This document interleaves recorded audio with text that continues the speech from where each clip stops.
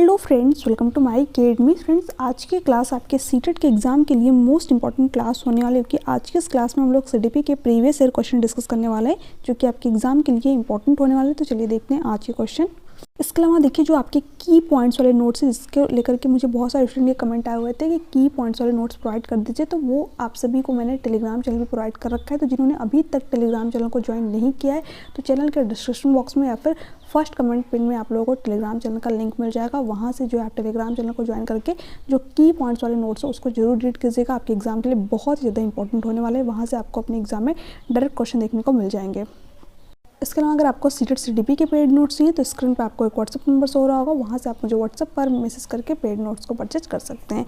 यहाँ पर आपका फर्स्ट क्वेश्चन क्या दे रखा है, 6 से 11 वर्ष तक के काल को क्या कहा जाता है। ठीक है, फर्स्ट ऑप्शन क्या दे रखा है, शैशवावस्था। अब देखिए, जो शैशवावस्था में बच्चा होता है ये जन्म से लेकर के 2 साल तक का होता है। ठीक है, तो यहाँ पर ये ऑप्शन तो आपका होगा नहीं, है ना। इसके बाद में दे रखा है अर्ली चाइल्डहुड, यानी कि प्रारंभिक बाल्यावस्था, है ना। अब देखिए, जो बाल्यावस्था होती है इसी का आपका 2 पार्ट में डिवाइड कर दिया गया। एक आपका हो गया अर्ली चाइल्डहुड, जिसमें जो बच्चा होता है वो 2 से लेकर के 6 साल तक का होता है, और एक आपका हो गया लेटर चाइल्डहुड, जिसे हम लोग मिडिल चाइल्डहुड यानी कि माध्यमिक बाल्यावस्था के नाम से भी जानते हैं। इसमें जो बच्चा होता है वो 6 से लेकर के 11 साल तक का होता है। ठीक है, तो इसी के बारे में पूछ रखा है कि 6 से 11 वर्ष तक के काल को क्या कहा जाता है, तो उसे मिडिल चाइल्डहुड यानी कि माध्यमिक बाल्यावस्था या फिर उत्तर बाल्यावस्था के नाम से जानते हैं, है ना। तो यहाँ पर आपका सी ऑप्शन करेक्ट ऑप्शन हो जाएगा। प्री ऑपरेशनल यानी कि पूर्व संक्रियात्मक अवस्था में जो बच्चा होता है वो 2 से लेकर के 7 साल का होता है, और जीन प्याजे की सेकंड वाली स्टेज होती है ना। तो ये ऑप्शन आपका यहाँ पर होगा नहीं, यहाँ पर सी ऑप्शन आपका करेक्ट ऑप्शन हो जाएगा। आगे देखते हैं, आगे क्वेश्चन दे रखा है विकास। ठीक है, डेवलपमेंट। फर्स्ट ऑप्शन क्या दे रखा है, शरीर के मध्य से बाहर की दिशा में होता है। बिल्कुल सही बात है, फर्स्ट ऑप्शन आपका यहाँ पर करेक्ट ऑप्शन हो जाएगा। मैंने विकास के सिद्धांत आप लोगों को बताए हुए थे, तो उसमें मैंने 2 सिद्धांत आप लोगों को बताया था कि एक होता है आपका सेफलोकॉर्डल प्रिंसिपल, जो कि क्या कहता है कि जो हमारा विकास होता है ये सिर से पैर की तरफ होता है। ठीक है, इसका नाम भी है शीर्षगामी सिद्धांत, है ना, सेफलोकॉर्डल प्रिंसिपल। इसके बाद में एक और आपका सिद्धांत होता है प्रॉक्सिमल डिस्टल सिद्धांत, यानी कि समीपस्थ दूरामुखी सिद्धांत, जो कि क्या कहता है कि जो हमारा डेवलपमेंट होता है ये बॉडी के सेंटर से शुरू होता है ना। हमारी बॉडी का सेंटर क्या होता है, हमारी स्पाइनल कॉर्ड होती है, रीढ़ की हड्डी होती है। तो सबसे पहले उसका विकास होता है, फिर उसके बाद में जो बाकी के अंग होते हैं, जैसे कि हमारी भुजाएं हो गई, है ना, हमारा हृदय हो गया, उसका विकास होता है। तो बॉडी के सेंटर से शुरू होता है और बाहरी भाग की तरफ चलता है ना, यानी कि केंद्र से परिधियों की तरफ चलता है। यहाँ पर यही बात दे रखी थी कि शरीर के मध्य से बाहर की दिशा में होता है, तो बिल्कुल सही बात है, ये आपके समीपस्थ दूरामुखी यानी कि प्रॉक्सिमल डिस्टल सिद्धांत को बता रहा है। तो फर्स्ट ऑप्शन आपका करेक्ट ऑप्शन हो जाएगा। यहाँ पर बी ऑप्शन क्या दे रखा है, नीचे से ऊपर की ओर होता है ना। देखिए, मैंने बताया था जो सेफलोकॉर्डल प्रिंसिपल है वो क्या कहता है कि सिर से पैर की तरफ हो रहा है ना, यानी कि ऊपर से नीचे की तरफ हो रहा है। तो यहाँ पर नीचे से ऊपर की तरफ दे रखा है, तो ये बात गलत है ना। एक आयामी, देखिए जो हमारा डेवलपमेंट होता है ये मल्टी डायमेंशनल होता है ना, बहुआयामी होता है, कई पक्षों में हमारा विकास होता है। हमारा फिजिकल डेवलपमेंट होता है, यानी कि हमारा शारीरिक विकास होता है, हमारा संज्ञानात्मक विकास होता है, कॉग्निटिव डेवलपमेंट होता है ना। इसके अलावा हमारा सामाजिक विकास होता है, सोशल डेवलपमेंट होता है, हमारा इमोशनल डेवलपमेंट होता है ना। तो यहाँ पर जो विकास होता है ये हमारा कई पक्षों में होता है ना, और ये चारों पक्ष क्या होते हैं, आपस में इंटररिलेटेड होते हैं, एक दूसरे को प्रभावित भी करते हैं। तो यहाँ पर एक आयामी दे रखा है, तो ये भी ऑप्शन आपका कट जाएगा, है ना। वातावरणीय कारकों से प्रभावित नहीं होता है। अब देखिए, जो हमारा डेवलपमेंट होता है ना, ये क्या होता है, हमारी हेरिडिटी यानी कि हमारी आनुवंशिकता, और हमारे इन्वायरमेंट यानी कि हमारे वातावरण का क्या होता है, गुणनफल होता है ना। बट यहाँ पर दे रखा है कि हमारे इन्वायरमेंट यानी कि वातावरण से प्रभावित ही नहीं होता है। तो ये बात पूरी तरीके से यहाँ पर गलत है, तो यहाँ पर आपका फर्स्ट ऑप्शन करेक्ट ऑप्शन हो जाएगा। आगे देखते हैं, क्वेश्चन क्या दे रखा है, अजेशन और रीजन वाला क्वेश्चन है, क्वेश्चन इंपॉर्टेंट है। ठीक है, यहाँ पर आपका कथन क्या दे रखा है, बच्चों के शारीरिक विकास का उनके सामाजिक व संज्ञानात्मक विकास पर कोई प्रभाव नहीं पड़ता है ना। मैंने आप लोगों को विकास के पक्ष बताए थे, विकास के आयाम बताए थे, कौन कौन से आपको बताया था, फिजिकल डेवलपमेंट यानी बच्चे का शारीरिक विकास होता है ना, संज्ञानात्मक विकास यानी उसका बौद्धिक विकास, है ना, संज्ञान का विकास। इसके साथ साथ बताया था मैंने सामाजिक विकास यानी कि सोशल डेवलपमेंट और इमोशनल डेवलपमेंट, है ना, जो कि आपका सामाजिक विकास के अंतर्गत ही आ जाता है। कि जो आपके विकास के चारों पक्ष होते हैं ना, क्या करता है, एक पक्ष दूसरे पक्ष को प्रभावित करता है। जैसे कि मान लीजिए जब आप फिजिकली अच्छा फील नहीं करते, यानी कि आपका भी फीवर वगैरह हो गया, फिर आपकी तबीयत खराब हो गई, तो उस समय दिमाग भी सही तरीके से काम नहीं करता है। ठीक है, हम समाज में भी सही तरीके से इंटरेक्ट नहीं कर पाते हैं, इमोशनली रूप से भी हम अच्छा फील नहीं करते हैं। तो जो विकास का एक पक्ष है ये विकास के सभी पक्षों को प्रभावित करता है, यानी कि आपस में क्या होते हैं, अंतः संबंधित होते हैं, इंटर रिलेटेड होते हैं, एक पक्ष दूसरे पक्ष को प्रभावित करता है ना। बट यहाँ पर क्या रखा था अजर्शन में कि शारीरिक विकास का उनके सामाजिक व संज्ञानात्मक विकास पर कोई प्रभाव नहीं पड़ता। तो ये बात यहाँ पर पूरी तरीके से आपकी गलत हो जाएगी, है ना।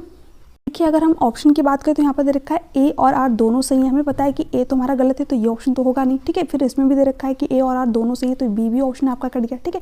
सिर्फ आपका सी और डी ऑप्शन आपका यहाँ पर बचता है। फिर यहाँ पर भी दे रखा है कि ए सही है ना, तो ए क्या है हमारा गलत था तो ये भी ऑप्शन आपका कट गया, यानी कि हमने रीजन को रीड भी नहीं किया और हमें पता चल गया कि हमारा राइट ऑप्शन क्या होगा। तो यहाँ पर डी ऑप्शन आपका करेक्ट ऑप्शन हो जाएगा, ठीक है।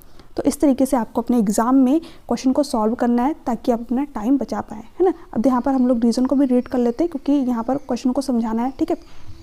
यहाँ पर देखिए क्या रखा है, विकास के आयामों का आपस में कोई संबंध नहीं है। तो मैंने क्या बताया कि जो विकास के आयाम होते हैं, जो आपके फिजिकल, कॉग्निटिव, है ना, सोशो इमोशनल होते हैं, क्या होते हैं आपस में संबंधित होते हैं, है ना। बट यहाँ पर रखा है कि कोई संबंध ही नहीं है, तो ये भी बात गलत है।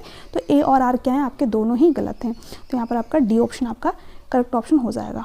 कि यहाँ पर क्वेश्चन क्या रखा है, माध्यमिक स्कूल में बच्चों के विकास एवं सामाजिकरण में परिवार की डैश और समकक्षों की डैश, ठीक है। अब देखिए जो सामाजिकरण होता है बच्चे का, इसके दो फैक्टर होते हैं, है ना। एक तो होता है आपका पहला फैक्टर यानी कि प्राथमिक कारक, जिसे हम लोग मुख्य एजेंसी के नाम से भी जानते हैं, वो क्या होता है परिवार, बच्चे की फैमिली, ठीक है, क्योंकि यहीं से बच्चे के सामाजिकरण की प्रक्रिया शुरू होती है। उसके बाद में जितने भी आपके फैक्टर आते हैं जैसे कि मीडिया हो गया, सोसाइटी हो गया, धर्म हो गया, है ना, ये सारे के सारे आपके द्वितीय सोसाइटी के अंतर्गत आ जाते हैं। तो यहाँ पर क्या रखा है, परिवार की डैश भूमिका होती है। ऑप्शन क्या रखा है, कोई भूमिका नहीं होती, नहीं, ये तो बिल्कुल गलत हो जाएगा, है ना। महत्वपूर्ण भूमिका होती है, बिल्कुल सही बात है। और समकक्षों की कैसी भूमिका होती है, प्रमुख भूमिका होती है। तो बी ऑप्शन आपका यहाँ पर करेक्ट ऑप्शन हो जाएगा। अगर हम बाकी के ऑप्शन देखें तो यहाँ पर दे रखा है कि परिवार की कोई भूमिका नहीं होती, तो ये पहले ही गलत है ना। प्रमुख भूमिका होती है, बट यहाँ पर दे रखा है कि समकक्षों की कोई भूमिका नहीं होती, नहीं, बच्चा अपने स्कूल से भी बहुत सारी चीज़ें सीखता है। तो यहाँ पर बी ऑप्शन आपका सबसे अप्रोप्रिएट चला जाएगा। आगे देखते हैं। देखिए यहाँ पर क्वेश्चन क्या रखा है, जीन पियाजे के संज्ञानात्मक सिद्धांत के अनुसार बच्चे किस अवस्था में वस्तुओं को कहे गए क्रम में लगाने की योग्यता पा लेते हैं, ठीक है। क्वेश्चन बहुत ज़्यादा इंपॉर्टेंट है और जीन पियाजे से आपके एग्जाम में लगभग 3 से 4 क्वेश्चन आपको देखने को मिल जाएंगे, ठीक है। देखिए जो जीन पियाजे जो उनके संज्ञानात्मक विकास की 4 अवस्थाएं पूछ रखी है, यहीं से आपके एग्जाम में क्वेश्चन बन जाता है, ठीक है। तो चलिए हम लोग यहाँ पर पूरा डिटेल में इनकी अवस्थाओं को समझ लेते हैं, है ना। देखिए जो इनकी पहली अवस्था है वो क्या है, सेंसरी मोटर स्टेज यानी कि संवेदीय पेशी अवस्था, जिसको इंद्रिय गामक अवस्था के भी नाम से जानते हैं। इसमें जो बच्चा होता है वो कितने साल तक का होता है, जन्म से लेकर के 2 साल तक का होता है, ठीक है। अब देखिए यहाँ से क्या क्या क्वेश्चन बनता है आपके एग्जाम में, बच्चा जन्म से लेकर के 2 साल तक का होता है तो वो क्या करता है, डिफॉल्ट इमिटेशन करता है ना, अस्थगित अनुकरण करता है, यानी कि उसको अभी अनुकरण नकल करना आता नहीं है, बट वो नकल करने की कोशिश जरूर करता है। जैसे कि जब जो छोटे बच्चे होते हैं जन्म से लेकर के 2 साल तक करके, कभी मम्मी को लिपस्टिक लगाते हुए देख लें या फिर पापा को सेविंग करते हुए देख लें, है ना, तो बच्चे क्या करता है, सेम वही चीज़ कॉपी करने की कोशिश करता है ना। कभी इधर उधर मतलब कहीं पर भी वो लिपस्टिक अपना लगा लेता है ना। तो बच्चे को अभी नकल करना सही से आ नहीं रहा है, बट वो नकल करने की कोशिश जरूर कर रहा है। तो इसको क्या बोलते हैं, अस्थगित अनुकरण यानी कि डिफॉल्ट इमिटेशन, है ना। जब बच्चा जन्म से लेकर के 2 साल तक का होता है तब उसके अंदर ये सारी चीज़ें डेवलप हो जाती है। ये बात आप ध्यान रखेंगे। क्वेश्चन पूछता है कि अनुकरण की स्टेज कौन सी है, जीन पियाजे के अकॉर्डिंग, तो होती है आपके जन्म से 2 साल, ठीक है। इसके अलावा इसमें जो बच्चा होता है वो उसके अंदर ऑब्जेक्ट परमानेंस आ जाता है, यानी कि वस्तु स्थायित्व आ जाता है। वस्तु स्थायित्व का मतलब क्या, जो जन्म से लेकर के 2 साल तक का बच्चा होता है, ठीक है। अगर आप इसके सामने कोई भी टॉय वगैरह रख दें, अगर बच्चा बहुत छोटा ऐसे कि 5 से 6 महीने का है ना, तब तो वो उस चीज़ के लिए नहीं रोएगा। बट अगर बच्चा 1 से लेकर के 1.5 साल का हो गया है तो यहाँ पर अगर उसके सामने कोई टॉय वगैरह रख करके आप हटा लें तो बच्चा तुरंत ही रोने लगता है। उसको समझ में आता है कि ये वस्तु कहीं ना कहीं रखी गई है, सिर्फ मेरे सामने नहीं है ना। यानी कि बच्चे के अंदर क्या आता है, ऑब्जेक्ट परमानेंस, वो समझ जाता है कि वस्तु क्या है, स्थायी है ना। तो ये भी आपका जन्म से लेकर के 2 साल तक के बच्चे के अंदर अगर डेवलप हो जाते हैं ना। इसके अलावा एक चीज़ और होती है आपका गोल डायरेक्टेड बिहेवियर, यानी कि लक्ष्य निर्देशित व्यवहार। पूछता है कि किस स्टेज में, जीन पियाजे के अकॉर्डिंग किस स्टेज में बच्चा लक्ष्य निर्देशित व्यवहार करना शुरू कर देता है, तो जन्म से लेकर के 2 साल में, है ना। लक्ष्य निर्देशित व्यवहार क्या होता है, जैसे कि मान लीजिए आपने बच्चे के सामने कोई भी वस्तु रख दी तो बच्चे क्या करता है, उसकी तरफ जाने के लिए कुछ ना कुछ एक्टिविटी करता है ना। तो ये वस्तु क्या होगी, बच्चे के लिए गोल की तरह होगी, है ना। तो बच्चा क्या करता है, उस तक पहुँचने के लिए कुछ ना कुछ व्यवहार करता है, तो इसी को बोलते हैं लक्ष्य निर्देशित व्यवहार, ठीक है। तो ये बात आप ध्यान रखेंगे। जो आपकी इंद्रिय गामक अवस्था होती है ना, इसमें बच्चे क्या करता है, अपने ज्ञानेंद्रियों के थ्रू चीज़ों के बारे में जानता है, सीखता है ना। इसके अलावा डिफॉल्ट इमिटेशन करता है। इसके अलावा बच्चा इसमें वस्तु स्थायित्व सीख लेता है ना। इसके अलावा इसमें जो बच्चा होता है वो गोल डायरेक्टेड बिहेवियर यानी कि लक्ष्य निर्देशित व्यवहार करते हैं। तो यहाँ से आपके एग्जाम में इतने क्वेश्चन पूछे जाते हैं, बहुत ही इंपॉर्टेंट है, ठीक है। अगर हम प्री ऑपरेशन स्टेज की बात करें, यानी कि पूर्व संक्रियात्मक अवस्था की बात करें, इसमें जो बच्चा होता है ना, वो तर्क वगैरह नहीं कर पाता है, अभी उसके अंदर लॉजिक नहीं आता है, ठीक है। इसके अलावा जो बच्चा होता है वो संरक्षण नहीं कर पाता है ना। ये सारी चीज़ें मैंने बिल्कुल डिटेल में आप लोगों को जो मैराथन क्लासेस हुई है कंटेंट के, उसमें पढ़ा रखा है। तो अगर आपने अभी तक वो क्लासेस नहीं देखी है तो चैनल के पेज में जाइए, आपको वहाँ पर सारी क्लासेस मिल जाएंगी। संरक्षण क्या करता है, बच्चा यहाँ पर नहीं कर पाता है, तर्क नहीं कर पाता है, लॉजिक बच्चे के अंदर नहीं आता है अभी, है ना। इसके अलावा जो बच्चा होता है उसके अंदर एनिमिज्म यानी कि जीववादी सोच होती है, बच्चा जो है निर्जीव चीज़ों को भी सजीव मानता है, ठीक है। तो ये सारे के सारे पॉइंट आप यहाँ पर ध्यान में रखेंगे। इसके अलावा देखिए जो कॉन्क्रीट ऑपरेशनल स्टेज होती है, जो पियाजे की थर्ड वाली स्टेज है ना, इसमें जो बच्चा होता है वो 7 से लेकर के 11 साल तक का होता है, ठीक है। और प्री ऑपरेशन कितना बच्चा होता है, 2 से लेकर के 7 साल का होता है, ठीक है। कभी कभी आपसे जो है यहाँ पर साल ही पूछ लेता है कि कौन से स्टेज में बच्चा कितने साल तक का होगा, ठीक है। तो देखिए जो थर्ड वाली स्टेज होती है इसमें बच्चा क्या होता है 7 से लेकर के 11 साल तक का होता है। अब देखिए यहाँ पर जो बच्चा होता है वो कॉन्क्रीट चीज़ों के बारे में, इसका नाम ही मूर्त संक्रियात्मक अवस्था। तो कॉन्क्रीट का मतलब क्या होता है, जिस चीज़ को बच्चा टच एंड फील कर पाए, है ना, तो उसके बारे में बच्चा यहाँ पर थिंकिंग कर पाता है। इसके साथ साथ बच्चे के अंदर लॉजिक भी आ जाता है, तर्क भी आ जाता है ना। बच्चा क्या कर पाता है, चीज़ों को कंजर्वेशन यानी कि संरक्षण भी कर पाता है ना। इसके अलावा बच्चे के अंदर क्लासिफिकेशन आ जाता है, चीज़ों को वो वर्गीकृत कर पाता है ना, जैसे कि उसकी शेप और साइज के आधार पर। इसके अलावा बच्चा जो है चीज़ों को एक क्रम में, एक व्यवस्थित क्रम में लगा भी पाता है। तो 3 चीज़ें आप ध्यान रखेंगे जब भी पियाजे की थर्ड वाले स्टेज के बारे में पूछे। अगर बच्चा जो है चीज़ों को व्यवस्थित कर पा रहा है, एक क्रम में लगा पा रहा है, एक सीक्वेंस में लगा पा रहा है, ठीक है। इसके अलावा बच्चा चीज़ों को क्लासीफाई यानी कि वर्गीकृत कर पा रहा है ना। इसके अलावा बच्चा जो है संरक्षण कर पा रहा है, तो वो कौन से स्टेज में होगा, जीन पियाजे की थर्ड स्टेज में होगा, यानी कि 7 से 11 साल तक का बच्चा होगा। तो यहाँ पर यही पूछ रखा है कि इस अवस्था में वस्तुओं को कहे गए क्रम में, ठीक है, यानी कि सिक्वेंस की बात कर दी कि योग्यता पा लेते, तो कौन से स्टेज में, जब बच्चा 7 से 11 साल तक का होता है, यानी कि पियाजे की थर्ड वाले स्टेज में। तो सी ऑप्शन आपका यहाँ पर करेक्ट ऑप्शन हो जाएगा। बाकी अमूर्त संक्रियात्मक अवस्था अगर आपसे पूछे तो वहाँ पर ध्यान रखिएगा कि बच्चा जो है परिकल्पित निगमनात्मक तर्क कर पाता है ना। इसके अलावा जो एब्स्ट्रैक्ट चीज़ें होती हैं जिसको बच्चा देख नहीं पा रहा है ना, जिसको बच्चा टच एंड फील नहीं कर सकता, उसके बारे में भी बच्चा यहाँ पर थिंकिंग कर पाता है, ठीक है। तो ये सारे के सारे पॉइंट आपको यहाँ पर ध्यान में रखने हैं। अगर आप इतने पॉइंट भी ध्यान रख लेते हैं तो जो जीन पियाजे से बनने वाले क्वेश्चन है वो आपके एग्जाम में गलत नहीं होंगे, है ना। तो यहाँ पर आपका सी ऑप्शन करेक्ट ऑप्शन हो जाएगा। आगे देखते हैं यहाँ पर, फिर आपका वही जीन पियाजे से ही क्वेश्चन बना है, ठीक है। पियाजे के अनुसार संज्ञानात्मक विकास के किस स्तर पर बच्चे संरक्षण और वर्गीकरण की योग्यता विकसित करते। तो मैंने क्या बताया था, जब भी क्लासिफिकेशन की बात आए, कंजर्वेशन की बात आए या फिर सीरेशन की बात आए, तो वहाँ पर क्या होगा, जीन पियाजे की थर्ड वाली स्टेज होगी, यानी कि कॉन्क्रीट ऑपरेशन स्टेज होगी। तो यहाँ पर कौन सा ऑप्शन होगा आपका, ऑप्शन नंबर सी, ठीक है। बाकी सारी चीज़ें मैंने आप लोग को यहाँ पर बताई रखी है। देखिए यहाँ पर क्वेश्चन क्या रखा है, निम्नलिखित में से कौन सा जीन पियाजे के सिद्धांत का शैक्षिक निहितार्थ नहीं है, ठीक है। अगर आप इसी सेट में देखेंगे तो यहाँ पर आपको लगभग 3 क्वेश्चन जीन पियाजे से ही देखने को मिल गए, ठीक है। तो यहाँ पर जो जीन पियाजे आपके एग्जाम के लिए बहुत ही ज़्यादा इंपॉर्टेंट रहते हैं। इसके साथ साथ जो लेव वाइगोस्की हैं, लॉरेंस कोहलबर्ग, ठीक है, क्योंकि यहीं से आपको लगभग 7 से 8 क्वेश्चन या फिर ज़्यादा ही, ठीक है, देखने को मिल जाएंगे। यहाँ पर देखिए ऑप्शन क्या रखा है, उचित पुरस्कार और दंड का उपयोग करना। अब देखिए जब भी जीन पियाजे का नाम आ जाए या फिर लेव वाइगोस्की का नाम आ जाए, ठीक है, तो इनका संबंध किससे, रचनावाद से। जो रचनावाद है ये बच्चों को दंड देने के खिलाफ है ना, बच्चों को दंड देने की बात करता ही नहीं है, ठीक है। तो जब भी जीन पियाजे का नाम है या फिर लेव वाइगोस्की का नाम है या फिर लॉरेंस कोहलबर्ग का नाम है, तो ये लोग कभी भी बच्चों को दंड या फिर पुरस्कार देने की बात नहीं करेंगे, ये बात आप ध्यान रखिएगा। तो किसी भी ऑप्शन में जो है बच्चों को दंड देने की बात की गई हो या फिर पुरस्कार देने की बात की गई हो, तो वो ऑप्शन आपका पहले ही नहीं होगा, ठीक है।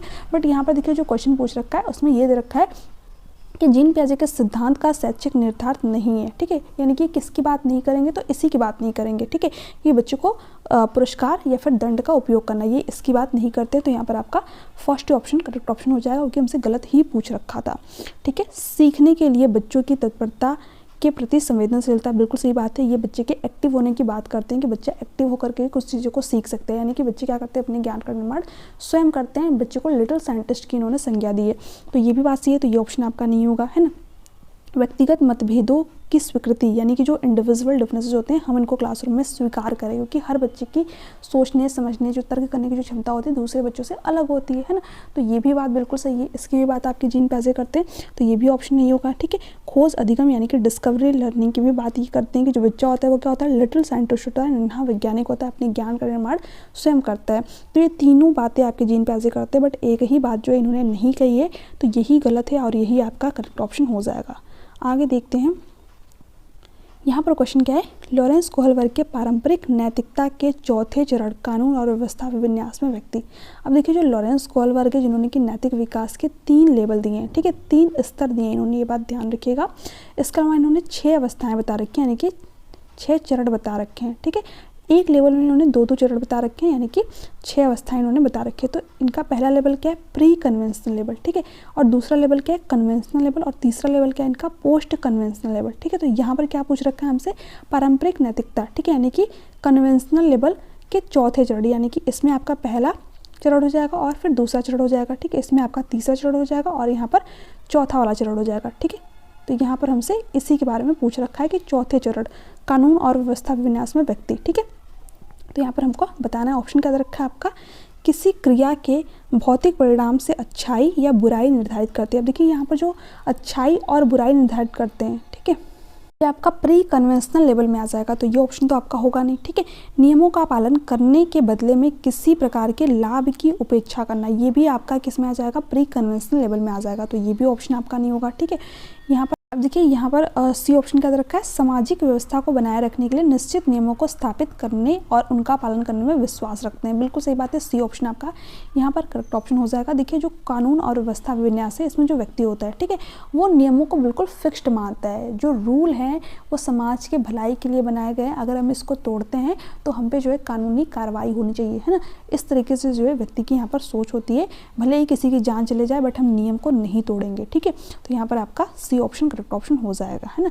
यहाँ पर डी ऑप्शन का रखा है, नैतिक निर्णय स्वयं चुने हुए नैतिक सिद्धांतों के संदर्भ में लेते हैं, ठीक है। अब देखिए ये जो आपका है ये पोस्ट कन्वेंशन हो जाएगा, ठीक है, यानी जो लास्ट वाले इनका लेवल है उसमें जब व्यक्ति होता है तो यहाँ पर जो नैतिकता होती है ना, उसमें व्यक्ति खुद के नियम बनाता है ना, जो समाज की भलाई के लिए होते हैं।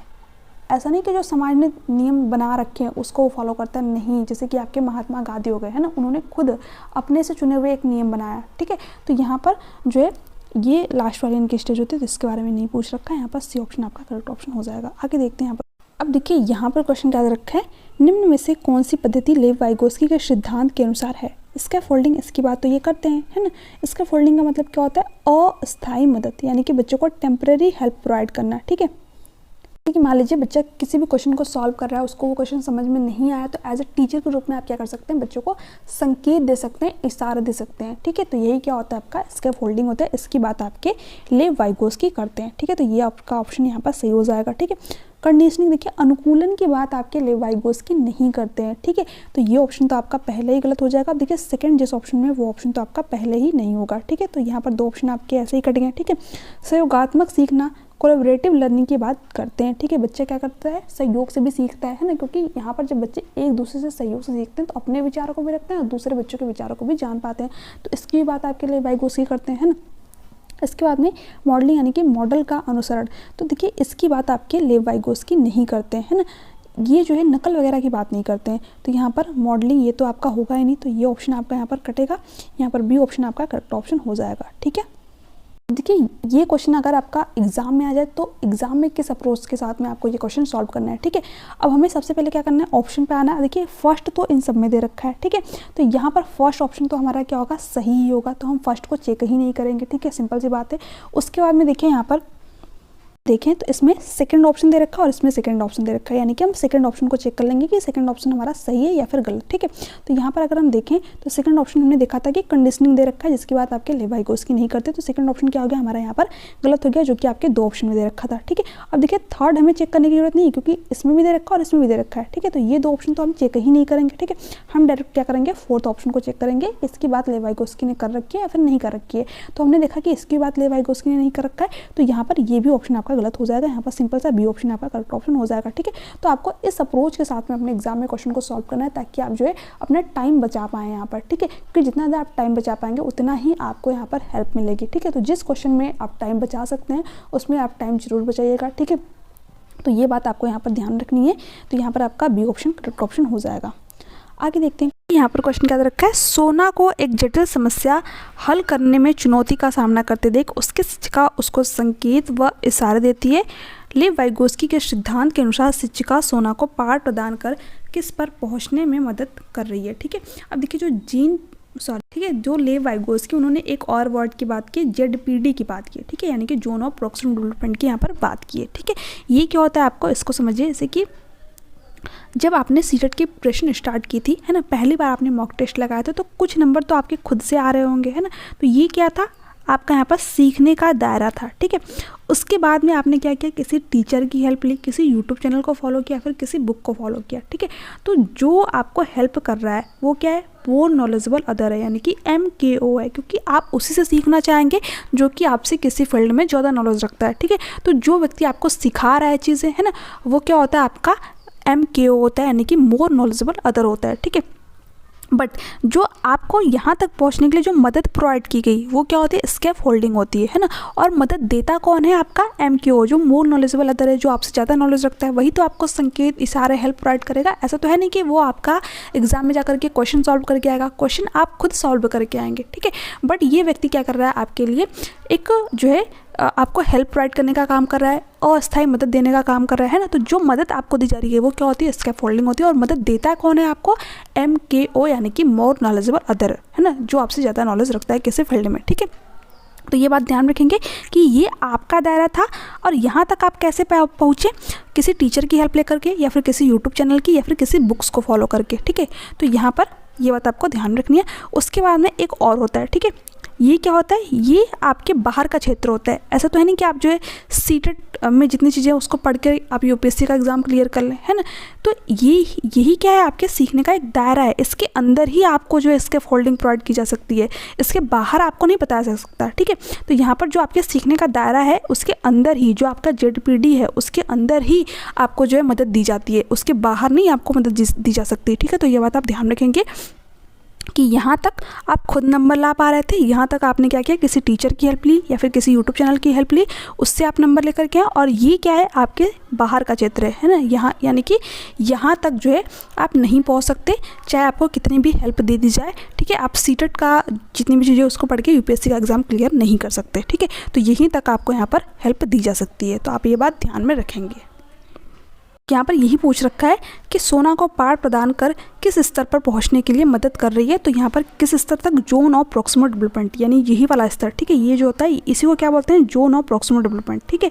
तो इसी तक पहुँचने में क्या करती है वो जो टीचर होती है, ठीक है, या फिर जहाँ से भी हेल्प ले रहे हैं वो आपको पहुँचने में मदद कर रही है। तो यहाँ पर D ऑप्शन आपका करेक्ट ऑप्शन हो जाएगा, ठीक है। इसके बाहर आपको हेल्प नहीं दी जा सकती, ये बात आप ध्यान रखेंगे, बहुत ही इंपॉर्टेंट है, ठीक है। कई बार पूछ लेता है कि जो ZPD यानी जो ZPD तक बच्चे को पहुँचाया जाता है, जो इसके फोल्डिंग दी जाती है वो क्या अंदर दी जाती है या फिर बाहर दी जाती है। तो ये अंदर ही दी जाती है ना, जो आपके सीखने का दायरा है इसी के अंदर ही आपको हेल्प दी जाएगी, इसके बाहर नहीं दी जा सकती।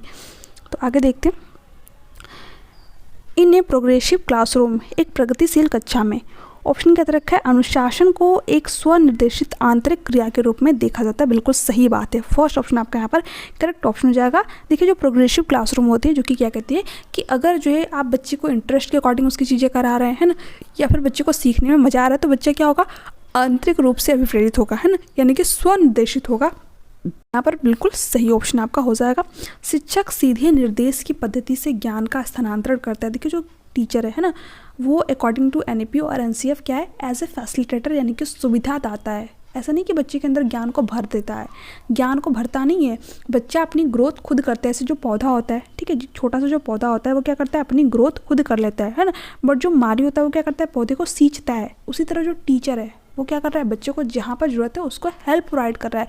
बच्चे जो है अपने ज्ञान का निर्माण स्वयं कर रहे हैं, ठीक है। तो ये बात आप ध्यान रखेंगे कि टीचर जो है बच्चे के माइंड में ज्ञान को भरता नहीं है, सीधे निर्देश नहीं देता है, तो ये बात गलत है।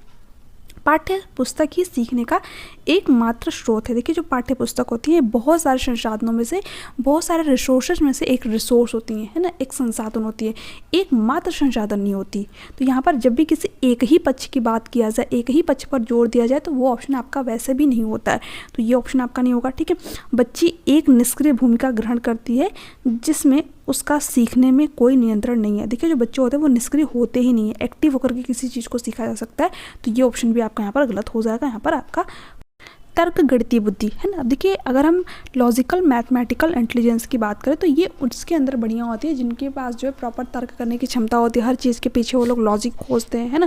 जैसे कि आपके अब्दुल कलाम हो गए, तो ये ऑप्शन तो आपका यहाँ पर होगा नहीं, है ना। नृत्यक और नाटककार की यहाँ पर बात हुई है, तो यहाँ पर कौन सा ऑप्शन हो जाएगा, बी ऑप्शन, यानी कि शारीरिक गति संवेदनात्मक बुद्धि, है ना। बॉडली कैनेस्थेटिक इंटेलिजेंस किसके अंतर्गत होगी, जिनका कि अपने बॉडी पर एक अच्छा खासा कंट्रोल होता है। जैसे कि जो लोग बैडमिंटन वगैरह खेलते हैं, फुटबॉल खेलते हैं, है ना।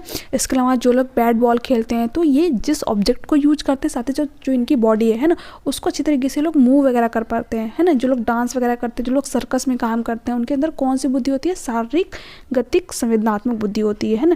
क्योंकि इनका जो है अपनी बॉडी पर और जिस ऑब्जेक्ट को ये लोग यूज़ करते हैं उस पर एक अच्छा खासा कंट्रोल होता है। तो यहाँ पर बी ऑप्शन आपका करेक्ट ऑप्शन हो जाएगा, क्योंकि यहाँ पर नृत्यक और नाटककार की बात की गई है, ठीक है। यहाँ पर सी ऑप्शन क्या रखा है? प्राकृतिक बुद्धि। देखिए प्राकृतिक बुद्धि किसके अंतर्गत पाई जाएगी? जिसको कि प्रकृति के बारे में एक अच्छी खासी नॉलेज हो कि कहाँ पर कौन सी मिट्टी आपकी ज़्यादा उपजाऊ होगी, ठीक है, कौन सी फसल आपकी मतलब अच्छी होती है ना, क्या क्या चीज़ें होती है, मतलब बहुत सारी चीज़ें जो कि आपकी प्राकृतिक बुद्धि के अंतर्गत आ जाएंगी, ठीक है। भाषाई बुद्धि, जिनकी कि अपनी भाषा पर एक पकड़ अच्छी हो, है ना, जैसे कि कवि हो गए आपके। इसके अलावा जो लोग नेता लोग होते हैं, है ना, जिनके पास शब्दों का एक अच्छा भंडार हो, है ना, शब्दों की एक अच्छी नॉलेज हो, जैसे कि वकील हो गए, तो उनके पास कौन सी बुद्धि होती है? आपकी लिंग्विस्टिक इंटेलिजेंस होती है। तो ये ऑप्शन भी आपका यहाँ पर होगा नहीं, ठीक है। यहाँ पर किसकी बात की है? नृत्यक और नाटककार की बात की है। तो यहाँ पर आपका बी ऑप्शन आपका करेक्ट ऑप्शन हो जाएगा। देखिए जो हार्वर्ड गार्डनर इन्होंने टोटल 8 प्रकार बता रखे हैं, 4 तो आपको यहाँ पर देखने को मिल गए, बाकी मैंने आपको 8 प्रकार यहाँ पर करा रखे हैं। तो अगर अभी तक आपने वो क्लासेस नहीं देखी है तो चैनल को प्लेलिस्ट में जाइए। अगर आपको जो है ज़्यादा क्लासेस नहीं देखनी है तो सिर्फ आप एक मैराथन क्लास देख लीजिए, जो कि आपके लगभग 1.5 घंटे की क्लास है। इसमें कि आपके सारे टॉपिक कवर हो जाएंगे। बहुत ही इंपॉर्टेंट क्लास है, ठीक है। अगर आप अपने एग्ज़ाम के जो है एक दिन पहले भी वो क्लास देखेंगे तो भी आपको सारी चीज़ें समझ में आ जाएंगी, ठीक है। बहुत सारे स्टूडेंट जो है उस क्लास को देख चुके हैं, तो आप जो है उस क्लास को जरूर देखिएगा। यहाँ पर क्वेश्चन क्या रखा है? पुरुष ताकतवर, निर्णय लेने वाले और घर के मुखिया होते हैं, जबकि महिलाएं कमज़ोर, दब्बू, सहनशील होती हैं और केवल घरेलू काम ही कर सकती हैं। किसका उदाहरण है? देखिए जो इस तरह के कथन होते हैं ये किसको प्रदर्शित करते हैं? स्टीरियोटाइप्स को, ठीक है। जैसे कि हमारे समाज में ऐसा नहीं कि सिर्फ जेंडर स्टीरियोटाइप ही होता है, बहुत सारी चीज़ में स्टीरियोटाइप होता है। जैसे कि कई बार पुरानी विचारधाराएँ होती हैं, है ना। कई बार कह दिया जाता है कि अगर बिल्ली रास्ता काट दी तो उधर नहीं जाना है, या फिर कुछ और भी चीज़ें, है ना, या फिर कोई किसी को ऐसे पैर से लांग दिया, ठीक है, तो वो भी क्या होता है? आपका अपशगुन माना जाता है ना। तो यहाँ पर जो है ऐसे कई तरीके की पुरानी विचारधाराएं जो कि बहुत पहले से चली आ रही हैं, ठीक है, जिसको हम लोग भी फॉलो करते हैं। इवन छोटे छोटे जो बच्चे होते हैं वो भी उस चीज़ को फॉलो करते हैं, क्योंकि उन्होंने अपनी फैमिली में, अपने आसपास, ठीक है, वही चीज़ें देख रखी है। तो ये क्या होते हैं? स्टीरियोटाइप, जो कि पुरानी विचारधारणाएं जो कि बहुत पहले से चली आ रही हैं, ठीक है। अब यहाँ पर देखिए यही जो है आपका जेंडर में भी होता है। जो मेल और फीमेल आपके होते हैं, है ना, उनके साथ में भी जेंडर स्टीरियोटाइप किया जाता है। जैसे कि कह दिया जाता है कि जो लड़के होते हैं वो घरों के बाहर के काम करते हैं, है ना। अगर आपके घर में 2 भाई बहन हैं तो अगर पेरेंट्स आपके खिलौने भी लाते हैं तो जो लड़का होता है उसके लिए कार लाते हैं, जो लड़की होती है उसके लिए गुड़िया, डॉल वगैरह लाते हैं, है ना। तो ये किसको प्रदर्शित किया जा रहा है? जेंडर स्टीरियोटाइप को ही प्रदर्शित किया जा रहा है, क्योंकि हमारे समाज में वही सारी चीज़ें चली आ रही है ना। जो फीमेल होती हैं वो घर के काम काज करती हैं, है ना। जो आपके मेल होते हैं वो आपके घर के बाहर के काम करते हैं, ऑफिस के काम करते हैं, है ना। तो ये सारी की सारी चीज़ें किसको प्रदर्शित करती हैं? जेंडर स्टीरियोटाइप्स को ही प्रदर्शित करती हैं, ठीक है। हालांकि अब इसमें धीरे धीरे चेंज भी आ रहा है, बट कहीं ना कहीं जो फीमेल है उसकी रिस्पॉन्सिबिलिटी बहुत ज़्यादा बढ़ गई है, क्योंकि वो अब घर भी संभाल रही है और घर के बाहर के भी काम कर रही है ना। तो यहाँ पर मतलब मैं इस चीज़ पे ज़्यादा भी बात नहीं करना चाहूँगी, ठीक है। यहाँ पर जो क्वेश्चन दे रखा है उसके अकॉर्डिंग चलते हैं। पुरुष ताकतवर, निर्णय लेने वाले और घर के मुखिया होते हैं, जबकि महिला कमज़ोर, दब्बू, सहनशील होती हैं और केवल घरेलू काम ही कर सकती हैं। किसका उदाहरण है? तो ये किसका उदाहरण है? जेंडर स्टीरियोटाइप्स का उदाहरण है, यानी कि यहाँ पर फर्स्ट ऑप्शन आपका करेक्ट ऑप्शन हो जाएगा। जेंडर इक्विटी, देखिए इक्विटी की तो यहाँ पर बात ही नहीं की जा रही है ना। समता का मतलब क्या होता है? देखिए समानता अलग चीज़ है, समता अलग चीज़ है ना। समता का मतलब क्या होता है? जिसकी जैसी नीड है उसके अकॉर्डिंग उसको चीज़ें प्रोवाइड करना। जैसे जो लड़कियां हैं ना उनकी कम एज में ही शादी वगैरह करा देती है, उनको पहले से ही कम अपॉर्चुनिटी मिली हुई है। तो जो सरकार होती हैं कुछ वो क्या करती हैं, जैसे कि बिहार में आपका गर्ल्स को आरक्षण मिला हुआ है ना, तो कुछ % सीटें उनके लिए रिजर्व कर देती हैं, है ना, या फिर कुछ उनको आरक्षण प्रोवाइड कर देती हैं। तो यहाँ पर जिस तरीके की जिसको नीड होती है उस तरीके की उसको चीज़ें प्रोवाइड करना, ये क्या होती है? आपकी इक्विटी होती है, ठीक है। जेंडर लचीलापन, यानी लचीलेपन की यहाँ पर बात तब होती है जब ये कहा जाता कि चाहे लड़का हो चाहे लड़की हो, ठीक है, दोनों ही आपके जो है अच्छे निर्णय ले सकते हैं, है ना, दोनों ही स्ट्रांग हो सकते हैं, दोनों ही कमज़ोर हो सकते हैं, है ना। किसी एक पक्ष के बारे में यहाँ पर कहना बिल्कुल गलत हो जाएगा, क्योंकि बहुत सारी ऐसी लड़कियाँ हैं ना, जैसे कि अगर हम बात करें तो बछेंद्री पाल है आपकी, वो माउंट एवरेस्ट पर चढ़ाई की है ना। तो ये क्या है? आपका एक ताकत वाला ही तो काम है, ठीक है। तो जो गर्ल्स हैं वो भी आपके जो है ये ताकत वाले काम कर सकती हैं, मजबूती वाले काम कर सकती हैं, ठीक है। ऐसा नहीं कि सिर्फ मेल ही कर सकते हैं, ठीक है। और जो मेल होते हैं वो भी रो सकते हैं, ठीक है, क्योंकि लड़कों के बारे में कहा था कि लड़के रोते नहीं हैं, ठीक है। तो ये बिल्कुल गलत है, इमोशन सभी के अंदर होते हैं, कोई भी लड़का हो या फिर लड़की हो, दोनों ही लोग जो है रो सकते हैं, है ना। तो यहाँ पर जेंडर फ्लेक्सिबिलिटी की बात नहीं की जा रही है। जेंडर समानता का मतलब होता है कि दोनों को समान महत्व देना, तो ये तो हमारे समाज में नहीं होता है, ठीक है। तो ये भी नहीं होगा। ये सारी चीज़ें होने में बहुत ज़्यादा टाइम लगेगा, ठीक है। मतलब हो सकता है 2-3 पीढ़ियाँ बीत जाए, क्योंकि अभी जो है धीरे धीरे सारी चीज़ें हो रही हैं। अब देखिए यहाँ पर क्वेश्चन क्या दे रखा है, निम्नलिखित में से कौन सी समालोचनात्मक चिंतन करने वाले विद्यार्थी की मुख्य विशेषताएं। समालोचनात्मक चिंतन का मतलब क्या होता है कि बच्चा जो है कई डायरेक्शन में सोच पाए, है ना, क्रिटिकल थिंकिंग करे। तो यहाँ पर ऑप्शन देखते हैं हम लोग, ठीक है। अब देखिए ऑप्शन आपको ये वाला नहीं चेक करना है, सबसे पहले आपको ये वाला चेक करना है, ठीक है, कि कौन कौन सा आपका पहले सही है, ठीक है, क्योंकि यहाँ से अपना टाइम बचा पाएंगे। अब देखिए फर्स्ट तो आपका सब में दे रखा है, तो हमें फर्स्ट चेक करने की जरूरत ही नहीं है, ठीक है। सेकंड भी आपका सब में दे रखा है, तो सेकंड भी हमें चेक करने की जरूरत नहीं है, ठीक है। अब देखते हैं सबसे कम किस में दे रखा है, कौन सा ऑप्शन। थर्ड देखिए आपका इसमें नहीं दे रखा है, तो इसको हम लोग चेक करेंगे एक बार। बट हम उससे भी पहले हमारे पास ईजी क्या हो सकता है कि हम 5 वाला ऑप्शन को चेक कर लें, ठीक है। तो चलिए हम नीचे से स्टार्ट करते हैं, है ना। परिकल्पनाओं का निर्माण करते हैं और प्रयोगों की योजना बनाते हैं। बिल्कुल सही बात है, जो बच्चा क्रिटिकल थिंकिंग करेगा तो प्रॉपर परिकल्पनाओं का निर्माण भी करता है, उसके अकॉर्डिंग योजना भी बनाता है। तो ये तो आपका यहाँ पर ऑप्शन में होना चाहिए, ठीक है। तो इसमें दे रखा है और इसमें दे रखा है। बाकी हम इसको चेक कर लेते हैं, है ना। बिना सोचे विचार किए निर्देशों का पालन करता है, ये बात देखिए पूरी तरीके से यहाँ पर गलत दे रखी है, ठीक है। जो बच्चा क्रिटिकल थिंकिंग करता है वो प्रॉपर हर चीज़ के बारे में थिंकिंग करता है, सोचता है ना, कि ये चीज़ क्यों हुई, कैसे हुई, क्वेश्चन करता है उस चीज़ के लिए, ठीक है। तो यहाँ पर जो है ये बात गलत दे रखी है। अब देखिए इसमें भी आपका दे रखा है, ठीक है, और इसमें भी दे रखा है, यानी कि 2 ऑप्शन तो आपके यहाँ पर कट गया। और हमें पता था कि ये जो 5वां ऑप्शन है ये तो आपका ऑप्शन में होना ही चाहिए, है ना। तो इसमें दे ही नहीं रखा है, तो ये भी ऑप्शन आपका कट गया। यहाँ पर सी ऑप्शन आपका करेक्ट ऑप्शन हो जाएगा। तो इस तरीके से, है ना, आप जो है पूरे क्वेश्चन को रीड किए बिना भी अपने करेक्ट ऑप्शन तक पहुँच सकते हैं। इससे जो है आपका बहुत ही ज़्यादा टाइम बच जाएगा। तो प्लीज़ ये वाली अप्रोच जो है अपने एग्जाम में ज़रूर फॉलो कीजिएगा, ठीक है। आपका बहुत ही कम टाइम में सारे के सारे क्वेश्चन सॉल्व हो जाएंगे, ठीक है, क्योंकि 1-1 मिनट आपके लिए इंपॉर्टेंट यहाँ पर हो जाते हैं, ठीक है। अब चलिए हम लोग यहाँ पर बाकी के ऑप्शन को भी यहाँ पर समझ लेते हैं, ठीक है। हालांकि हमें अपना ऑप्शन पता चल गया है। मानसिक विचारों में खुलापन, तो मैंने क्या बोला, जो बच्चा क्रिटिकल थिंकिंग करेगा वो क्या करेगा, हर एक डायरेक्शन में सोचेगा, है ना, यानी कि मल्टीपल डायरेक्शन में सोच पाएगा। तो ये भी बात सही है, ठीक है।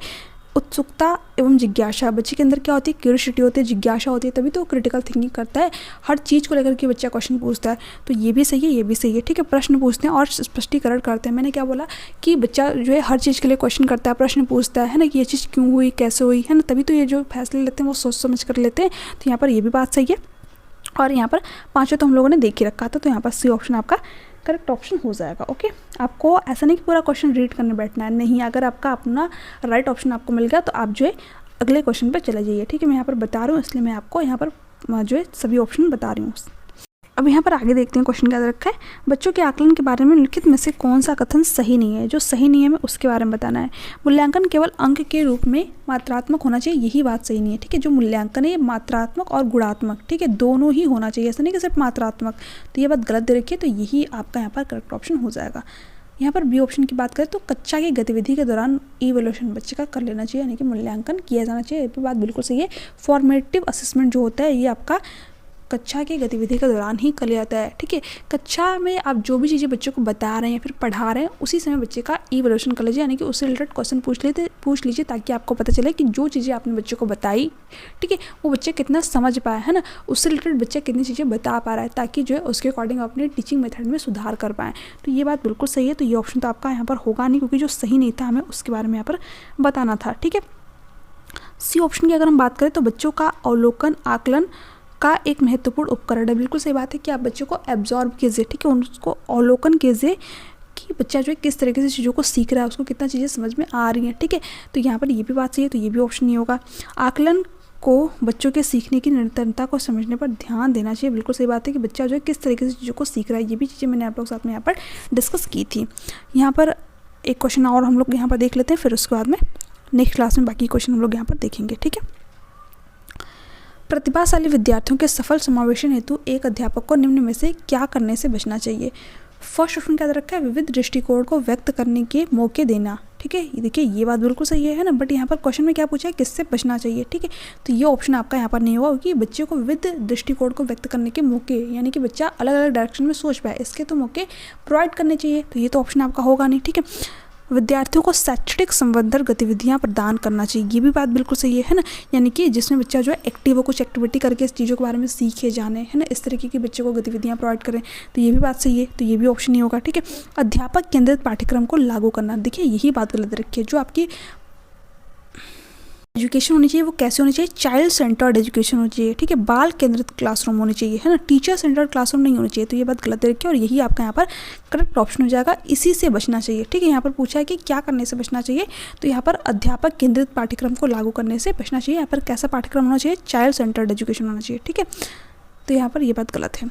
विद्यार्थियों को उनकी रुचि के अनुसार स्वतंत्र परियोजना करने देना चाहिए, ये बात बिल्कुल सही है, तो यहाँ पर डी ऑप्शन भी नहीं होगा, क्योंकि जो सही नहीं था, मतलब किससे बचना चाहिए उसके बारे में हमसे पूछ रखा था, है ना। इस क्वेश्चन का आप लोग जो है राइट ऑप्शन नीचे कमेंट सेक्शन में कमेंट करके बताएंगे। ठीक है, हालांकि इस क्वेश्चन में आप लोगों को थोड़ा सा हिंट भी दे देती हूँ, है ना। वंचित पृष्ठभूमि के विद्यार्थियों को अलग अलग स्कूलों में अध्ययन का प्रावधान लिया जाना चाहिए, क्योंकि उनकी संज्ञानात्मक क्षमता अन्य छात्रों से मेल नहीं खा सकती। अब देखिए, जो आपकी समावेशी शिक्षा है वो कभी भी बच्चों को अलग थलग करने की बात ही नहीं करती है। ठीक है, इसका आंसर मैं नहीं बताऊंगी, आप जो है नीचे कमेंट सेक्शन में कमेंट करके जरूर बताइएगा।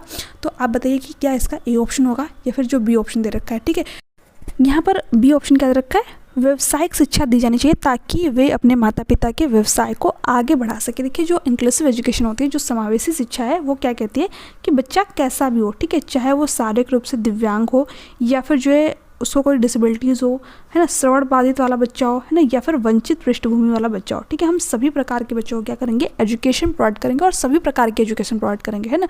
जो नियमित विद्यालय होंगे उसी में हम बच्चों को एजुकेशन प्रोवाइड करेंगे। ठीक है, तो यहाँ पर जो वंचित पृष्ठभूमि वाला बच्चा है सिर्फ उसको व्यावसायिक शिक्षा देना, ये बात बिल्कुल गलत हो जाएगी। ठीक है, तो यहाँ पर आपका मतलब आपको बताना है कौन सा ऑप्शन आपका सही होगा। ठीक है, सी ऑप्शन क्या रखा है, नियमित स्कूल में रखा जाना चाहिए और पाठ्यक्रम को अनुकूलित करने और सभी छात्रों के लिए पाठ्यक्रम को अनुकूलित करने और सभी छात्रों के लिए उनके सामाजिक सांस्कृतिक संदर्भ में सीखने की सुविधा के प्रयास किए जाना चाहिए। ठीक है, बिल्कुल भी शिक्षा नहीं देनी चाहिए। तो देखिए, आपको यहाँ पर मतलब बिल्कुल सिंपल सा मैंने सारी चीज़ आपको बता भी रखी है, आपको बताना है यहाँ पर कौन सा ऑप्शन आपका सही होगा, डी ऑप्शन सही होगा, सी ऑप्शन सही होगा, या फिर बी ऑप्शन सही होगा, या फिर ए ऑप्शन सही होगा। ठीक है, तो इसका जो है राइट ऑप्शन आप सभी नीचे कमेंट सेक्शन में कमेंट करके जरूर बताइएगा।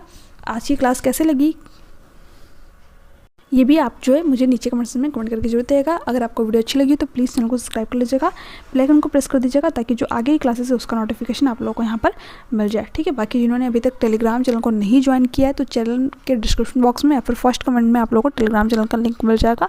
आप जो है वहाँ से टेलीग्राम चैनल को ज्वाइन जरूर कर लीजिएगा, क्योंकि लास्ट टाइम में आपकी जितनी भी इंपॉर्टेंट चीज़ें होंगी मैं आप लोगों को वहाँ पर प्रोवाइड कर दूँगी। ठीक है, तो चलिए मिलते हैं नेक्स्ट क्लास में, तब तक के लिए bye bye, take care, thanks for watching. इसके जो आपके आगे क्वेश्चन है वो आप लोगों को नेक्स्ट वीडियो में देखने को मिल जाएंगे।